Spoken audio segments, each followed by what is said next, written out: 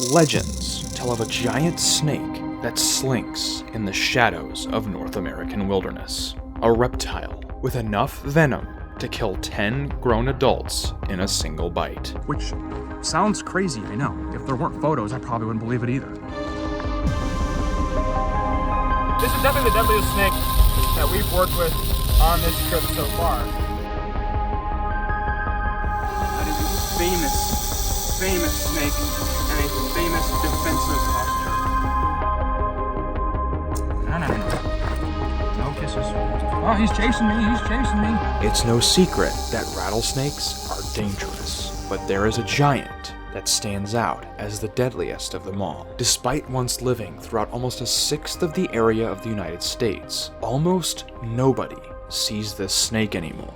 The bite of this rattlesnake is one of the scariest things that could happen to you, but I believe its disappearance is a clue of something even scarier happening before our eyes. My name is Spencer Hoffman. I'm a biologist and filmmaker, and I'm searching for the pinnacle of North American venomous reptiles. The secrets these snakes hide tell a bigger story about life on our weird planet, and my journey to unlock them takes me to the expansive flatwoods of Florida wilderness. Along the way, I'll need to call on every skill I've learned over years of searching for strange and dangerous wildlife, and every ounce of knowledge and experience. This is an adventure that is years in the making, and will forever change how I see myself and the world around me. This is the story of the world's largest rattlesnake, and it all starts in a forest in northern Florida. It is so unbelievably dense. And this is exactly why these rattlesnakes can sometimes be pretty dangerous, because a diamondback will be so camouflaged in here. And with how dense this habitat is, the only places to put your feet will be the place where the snake is hiding. And that is how bites actually end up happening. The snake we're after is the eastern diamondback rattlesnake. Native to the coastal plain of the southeastern United States, this reptile is the largest rattlesnake in the world, and one of the heaviest venomous snakes on the planet. We might normally picture the deserts of the Southwest when we think of rattlesnakes, but it's these remnant stands of forest along the Atlantic that have the real monsters. The eastern diamondback is a powerful, athletic reptile, reaching up to 8 feet in length and lined with rippling, explosive muscle. So I have help in the field with me. It was only a few years ago that I caught my first venomous snake, and since then, I've been training. My guide out here in the dense Florida wilderness is Zachary Gray. A fellow biologist and filmmaker, he's taught me everything I know about working with venomous reptiles, from angry cottonmouths to my first rattlesnakes, and we're teaming up again to find this giant serpent. Now in this habitat, you're gonna get both rattlesnake species, both pygmies and diamondbacks, and this is really perfect area for them. It's got the savannas, it's got the lowlands, it's got the hammocks. Every kind of habitat imaginable for these species to live next to each other is here. They're typically in the morning times, like right now, gonna be kind of out coiled up, and then in the evening times, move around a bit more to get to a new burrow or get to a new area. So we do have multiple chances to see one, but you never know. I'd say it's about 50-50. I'm hoping that we see both of our species though, because they are really cool snakes. We're in good habitat looking for a huge rattlesnake. If they're out, you can't miss them. So how hard could it be? We were unsuccessful getting any diamondbacks, but we were successful getting back to the trail. I thought this little weird trail would go back to where we started. 5 days in Florida and 5 days without seeing a diamondback. The only hint that we were even in the right spot was this, on my way back home to North Carolina. Turns out they're very hard to find. Probably the hardest thing I've ever looked for in the US. You're probably like, okay, well, they're super dangerous. Maybe don't go looking for them. And I get it, right? Venom is scary. I should know. I spent a lot of my life being really afraid of venomous snakes. But the more I've worked with them, the more interesting they've actually become. And just think about it for a second. Venom is actually really weird. How cool is it that animals that live alongside us, that breathe the same air we do, are able to produce these chemicals that are so powerful, they can kill things larger than they are? When you think about it, it almost sounds too outlandish to be real, but sure enough, it is. The eastern diamondback is an ambush hunter. These snakes spend days at a time coiled up in the vegetation of the forest floor, waiting for mammals to walk past. And its specialized venom makes it a lethal mammal hunter.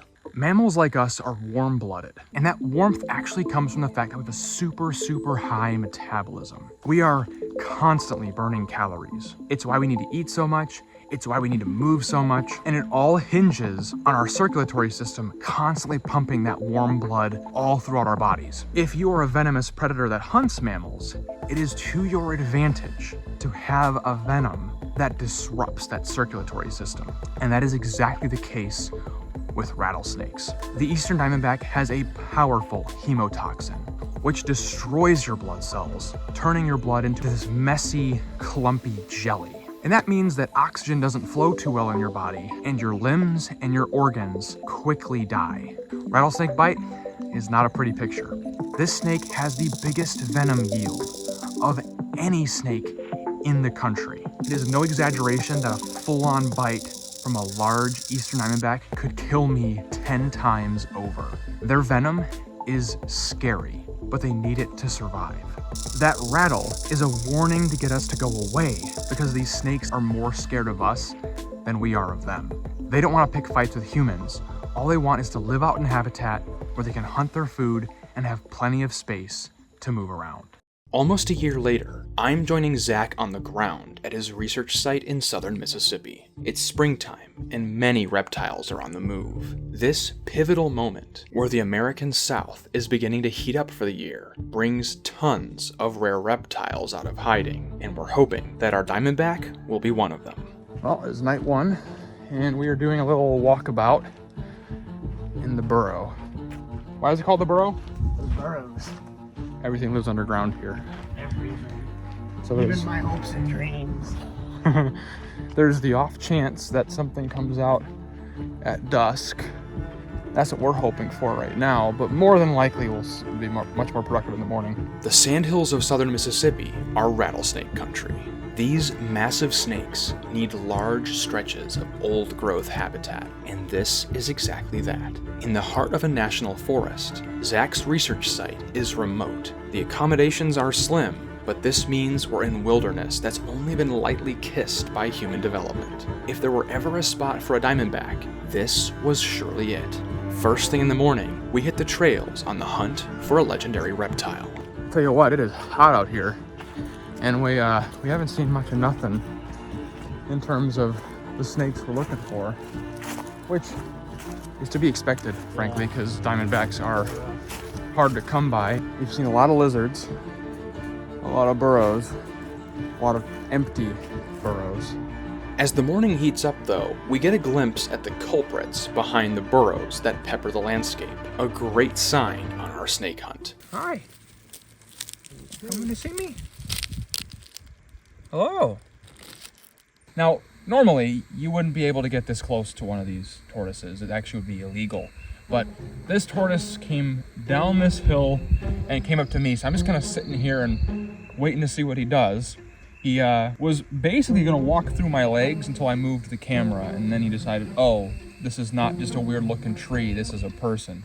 Now, this is a gopher tortoise, and these guys are endangered in pretty much most of their range and are protected pretty much anywhere that they live, which is a good thing. It's a very good thing. What this tortoise is doing out here is it's building burrows, why they're called gopher tortoises, as they dig these huge dugout burrows, and they're actually considered to be a keystone species. Now, if you're not in the whole ecology space, what a keystone species is something that has a disproportionate impact on the ecosystem for how many individuals there actually is. And there are probably a good few dozen of these tortoises out here, but a lot of the reptiles, mammals, even some of the plant life depend on the work that these animals do in the general area to all kind of survive and cohabitate. We've seen areas that are cleared, not by humans, not by fire, but literally are managed by these tortoises. And those burrows can be habitats for lots of other things, including some of the more special snakes that we're out here looking for. So you're doing a great job, buddy. sorry to disturb your day. We're gonna let him go back along his way, and hopefully we'll find one of the reptiles that he's facilitating to live out here. These ecosystem engineers are the management of the different flatwoods and pine savannas of the southeast. Where you find gopher tortoises, you will likely find diamondbacks. Only one problem. The habitats that both these animals need to survive are increasingly rare. Longleaf pine savannas once covered over 90 million acres across the United States, and now only about 6% of that remains. The eastern diamondback has seen a similar trend. It's estimated that compared to their historic numbers, only 3% of them are left. There's an even scarier story underneath. People do kill these snakes, but roads and shotguns are actually far from their biggest worries. Might be like, well, it's a venomous snake. Who cares if it's gone? And unfortunately, that's kind of the sentiment with a lot of people, which is a lot of the reason why the eastern diamondback is not listed as endangered, even though it's such a small fraction of its historic numbers. But what people aren't getting is that it's not just the snake that's disappearing, it's the entire habitat. The savannas the snake calls home are also home to over 900 species of plants, which have a whole host of unique pollinators. It's an entire ecosystem that's vanishing, not just the snake. The decline of the diamondback speaks to a much scarier problem. We're talking about a threat to North American biodiversity, not just one venomous snake. These snakes are dangerous, sure, but it's actually more dangerous to the biosphere of the United States as a whole if this snake disappears forever. My search for this snake is more than just seeing a cool animal in the wild now. This is a race against time. I want to catch an eastern diamondback before they disappear forever. Wow, look at that diamondback. That is so unfortunate. Yep. They got poached. Yeah, poached. Poor guy. Damn. How recent? Pretty recent. It's still flexible. Yeah. I'm bleeding, like literally twitching in my hand. Last hour. Wow. We were in the right place, but we missed the snake by less than an hour. 60 minutes. Being this close to your target and still failing, it's almost worse than seeing nothing at all. This Mississippi run sparked a long trail of failures, trying my hand at catching this snake. I hit a hot spot for them in the fall when they're supposed to be out. Nothing. Spring again. Nothing. Summer. Nothing. Not a shed skin, not a corpse on the road, nothing. So, just finished my most recent production trip to Florida, and just what time it is, because I have to call an Uber soon, go to the airport. I spent 2 weeks gone. 2 weeks. 8 of the days were in Florida. For 8 days in Florida, I would have loved something more substantial. It's like the snake is mocking me from the shadows of the longleaf pine trees. There's some piece of the puzzle that I'm missing, and without it, I will continue to turn up empty-handed on diamondbacks. So, I don't know if this is gonna go in or anything. I just need to be real for a second. The channel's kind of in trouble. And it's not because videos aren't doing well. The videos are doing fine when I can film them. I have been on more trips than I can count this year with the goal of filming stuff, and I've come up empty-handed every single time. I'm hemorrhaging cash. Like, the videos bring money in, but I am losing money on trips. And I can't keep running the channel if this continues to be true. I don't know what to do. I've had failures before, times where things went sideways in the field and disaster struck, but searching for the eastern diamondback has tested me more than anything I've ever faced. The snake haunts me. Searching for my white whale, I am desperately poring over every piece of literature I can find, and frantically hunting for a snake I'm increasingly convinced is a figment of my imagination. I don't get it. The puzzle of the diamondback continued to eat at me. I know where they live. I know the times of year they're most active. I know the times of day they're most active. I even know the temperature range and weather conditions you're most likely to see them in. But there's one piece missing. And this piece, this pivotal discovery in the search for the diamondback, finally fell into place, not in Florida searching for this giant reptile, but on the other side of the country while looking for a completely different species. Arizona's tough. I mean, honestly, at this point, anything in the U.S. is kind of tough because the targets I have left to clean up are all like decently difficult to get. And after yesterday's very, very long, brutal day, I'm tired. So I feel like road cruising tonight a bit more than I do hiking. We got a road. We know that Mojave rattlesnakes are there. I mean, they've been observed there over the years. This is the time of year that they will be out. So I'm thinking we give it one last college try for the Mojave rattlesnake. And who knows? Maybe we'll trap something cool. That night, we saw 5 Mojave rattlesnakes, but all neonates. Nothing more than 6 or 7 inch venomous worms. Not exactly what I'm looking for to film for a full video, but I learned something here. This was a peak movement time for this snake at the height of monsoon season, but while the babies were out dispersing into the environment, the adults weren't crossing roads. They were doing something entirely different. This would come in handy very soon as I prepped for my final push for the eastern diamondback. But yeah, I just think y'all gotta nail like 2 or 3 things, but the more I'm looking at Florida now, It's time. I'm heading down to South Florida to track down the eastern diamondback once and for all. Unfortunately, Zach wasn't able to join me on this expedition, but I won't be alone. My good friends Harrison and Evan Black from the Wildlife Brothers are staying in the area, doing documentary work of their own, and we decided to join forces to track down one of North America's most legendary snakes. With Zach's help planning ahead of time, we have locations, we have times, we have temperature ranges, and for once, we have hope on our side. It's diamondback or bust. All right, so what's the plan for today? The plan for today is we're gonna take a risk and go to a spot that we've never been to before, but it should have snakes. These snakes are crepuscular, which means they're moving pretty much at dawn and at dusk. At sunrise, they're finding nice open spots to bask, soak up that heat so they can hunt for the day. And at dusk, they're dispersing, getting into ambush positions, or searching for shelter for the night. That means, based on their ideal temperatures, we have about a 3-hour window every morning to search, and about a 2-hour window at night. That gives us 5 hours a day to search for one of the rarest snakes in North America. Our best chance is gonna be road cruising. Find roads that cut through good habitat and just cover as much ground as possible during those peak windows. It's probably our best chance at finding a diamondback. First round is tomorrow morning at sunrise. It's gonna be an early one. So we've turned onto our road and we're immediately blinded by the sun. That's a good thing because that means the sun is still low and the terrifying critters that we're after are probably not awake yet.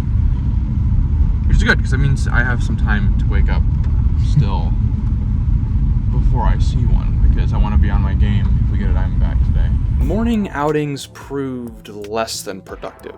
Even though temps were ideal, we'd go the entire morning without seeing much of anything. This was true for several days in a row, even at different locations. Sunset, though, seemed to turn up a lot more interesting stuff. During our morning rounds, we found a stretch of habitat that looked absolutely perfect, and decided to give it a try in the evening for a change. And that made all the difference. Baby EDB, right there. My God, no way. Look at him! A baby. I thought it was a pygmy for a second. Holy cow. Holy cow. Unbelievable. Well, it's a start. Sure is. Oh wow. I don't I'm kind of at a loss for words. That is insane. Let's grab the hook.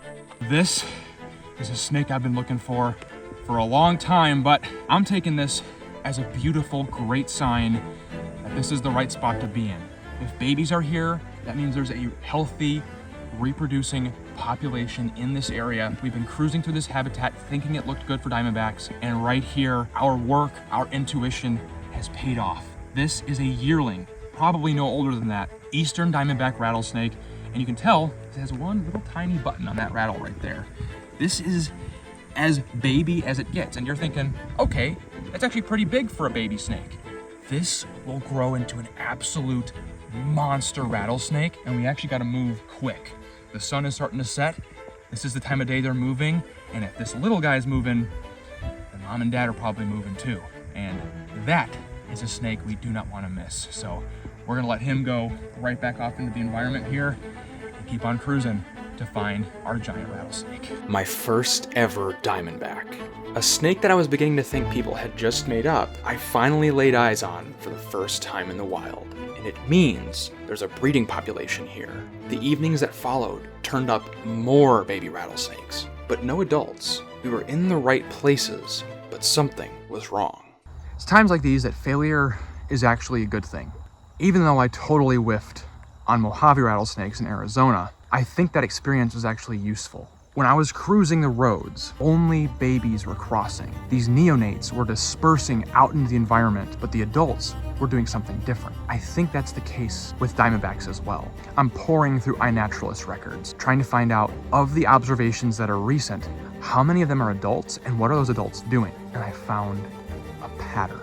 The babies are crossing roads, just like the Mojaves were. The adults are actually being hiked, and they're being found earlier in the evening, off the sides of trails. I know what we have to do. We have been hiking all day, but now we've come to a spot that is a known location for large diamondbacks. And it's 5:15 p.m. Temperature has just now dropped to the point where they would be considered active. 86 degrees out. We are only a little chunk into the trail that is known to have them, and we're gonna loop this whole spot in reverse directions until we either find something or we are past the time of day that we would expect to see one. This was it, the final push for the eastern diamondback. We staggered our positions as we hiked to make sure we didn't miss anything, and hiked for miles as the sun slowly crept toward the horizon. It's a race against time. We have less than a day left to search, with this being our last productive opportunity in the evening. As the sun sinks lower, the clock ticks on light as well, even if we do find something. Evan is ahead of me, leading the charge, and Harrison is behind me, eyes open for anything I might miss. All my preparation, all my training comes down to this. Years of failed attempts, miles upon miles of hiking, blood and tears shed, and thousands of dollars of trips all hinge on this last hike. I can feel every second tick by. Every step I take crunches in the gravel as I push towards whatever end this journey has in store. And then I hear it. Evan's voice from up ahead. He's frantic, and the sequence of words that followed changed the course of this adventure forever. Oh my god! Adult eating me! What? Hold on. Right here in the bush. It's gonna be hard to get it out. Look right in there. See it? Yes, I see him. Okay, we can do that. We can do it. We can get him out, yep. Holy That's not small. That is not small. I got eyes. We got him. Got him. Good catch. Oh my god, he's big actually. Look at the size of him. Careful. At the size of that snake. Holy crap. Holy cow. Guys, we did this it. is what we came to Florida to find. Literally, everything we've done has been for this snake. 3 years I've hunted for this snake. In my failures, I have seen firsthand how much trouble this species is in, and to see a healthy one in the flesh is a feeling beyond words. All my work, all my pain, every crushing defeat, it all led me here, right now, face to face with an animal I've dreamt of seeing since the start of this channel. Every creature I've gone after, from the swamps of Louisiana to the deserts of Arizona to the jungles of Ecuador, has prepared me for this moment, tracking down the single most epic snake I have ever had the pleasure of capturing on film. Man, I tell you, this right here is a snake I never thought I'd ever get to see. I have been out looking for them for years. I have seen them dead many times. I have gone out and seen Not even the slightest sign they were there many times. And here I am, looking at one in the flesh, breathing the same air as an eastern diamondback rattlesnake. This right here is a beautiful, young adult male. And look at the size of that snake right there. Not even a big eastern diamondback, but definitely an impressive snake. A lot of people don't see snakes over this. All right, buddy. A lot of people don't see snakes over 3 feet like this a whole lot anymore because habitat for all snakes, not just diamondbacks, is rapidly disappearing. This is a snake that honestly in my lifetime might be a species that we don't see anymore. And I'm so glad to finally get to see one with my own eyes. Look at that beautiful reptile right there. All right, buddy, I know. You see right there, case in point, they're beautiful, docile creatures. He wants to get away from me. He wants to go in the bush. This is his time to bask, get ready for a nighttime ambush hunt, and get out of Dodge. He doesn't want to have his day interrupted by a bunch of humans messing with him, and we want to keep this as short as possible. Just appreciate a fleeting encounter with a beautiful creature from the secret world before he disappears back into it. I absolutely love the patterning on these creatures. It is where they get their iconic name, and honestly, looking at him in this sandy scrub brush right here doesn't look like he belongs here. This looks like something that belongs in like the deserts of Arizona. As a kid, I always wanted to work with rattlesnakes, but I never actually thought that I'd get to see one in real life because they were so larger than life. They didn't seem real. They're like a mythological creature that exists in fairy tales and in fantasy, but not an actual thing that you could see and study right here. That is a living, breathing animal. And oh man, is he gorgeous. Now that patterning isn't just to make him look cool. Believe it or not, it's actually camouflage. You're probably like, Spencer, he sticks right out in the sand. Yes, in the sand he does.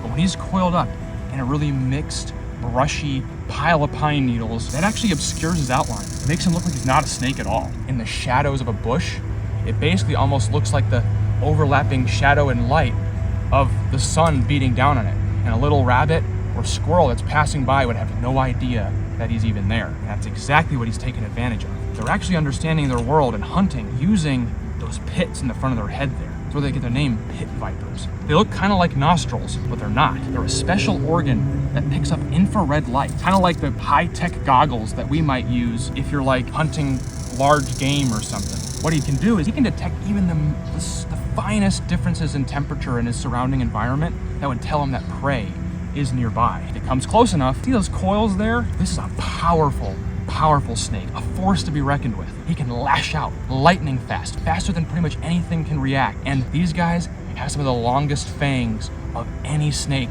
in the Western Hemisphere. In fact, among rattlesnakes, not only are they the largest rattlesnake, but they have the largest fangs proportional to their body. How metal is that? Huge, huge fangs, like hypodermic needles that inject a viral venom into that mammal. And you know I love venom. Oh, it is unreal to finally lay my eyes on an eastern diamondback. And it's probably not gonna even hit me until like a week from now that this is actually something that happened. But yeah, I will definitely take an eastern diamondback one of our last days here in Florida. It doesn't get any better than that. This has been a long time coming. Great spot by Evan. Great adventure with the brothers, and it's been incredible these past several years looking for this snake, and it all finally culminates right here, southern Florida. Right place, right time. Great work, guys. We did it.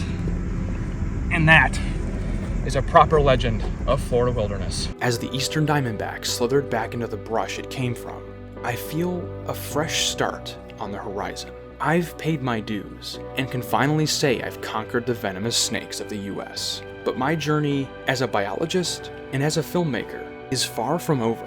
No, my story is just beginning. Beyond that new horizon, new mysteries await and new secrets lurk, just asking to be discovered. And with the venomous snake experience I've gained leading up to this moment, I think I'm ready to tackle the next big challenge: Australia.